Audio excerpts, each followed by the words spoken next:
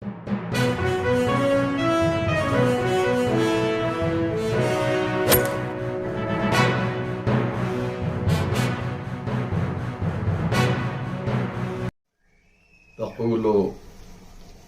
وأبتاه زالت قوتي وفقدت بعدك كافلا ومواليا سبت علي مصائب لو أنها سبت على الأيام سرنا لياليا. جناب فاطمہ زہرا سلام اللہ علیہا کے پہلو پر جب جلتا ہوا دروازہ گرایا گیا، آپ کی پسلیاں ٹوٹیں، آپ کے محسن کی شہادت واقع ہوئی، تو آپ نے اپنے کرب کو، اپنے درد کو، اپنی تکلیف کو اشعار کے ذریعے دنیا والوں کے سامنے بیان کیا اور یہ بتایا کہ وہ لوگ جو رسول اسلام کا کلمہ پڑھتے ہیں ان سے بی بی کو کتنی تکلیف پہنچی۔ آپ سمجھنا چاہتے ہیں فاطمہ زہرا کو تکلیف کتنی پہنچی ہے؟ تو یہ فاطمہ کا یہ جو مرثیہ ہے، یہ جو دو شعر ہیں، دوسرا شعر تو آپ نے بہت سنا ہے، لیکن آئیے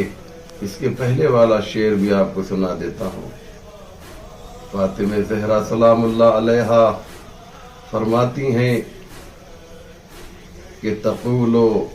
وابتاه زالت قوتی، بابا آپ چلے گئے، لیکن آپ کے جانے کے بعد آپ کی بیٹی فاطمہ پر اتنی مصیبتیں ڈھائی گئیں کہ اب آہستہ آہستہ فاطمہ کی قوت جواب دے رہی ہے، فاطمہ دن بدن کمزور ہوتی جا رہی ہے۔ وَفَقَدْتُ بَعْدَكَ كَافِلًا وَمَوَالِيًّا، بابا آپ کے اتنے کلمہ گو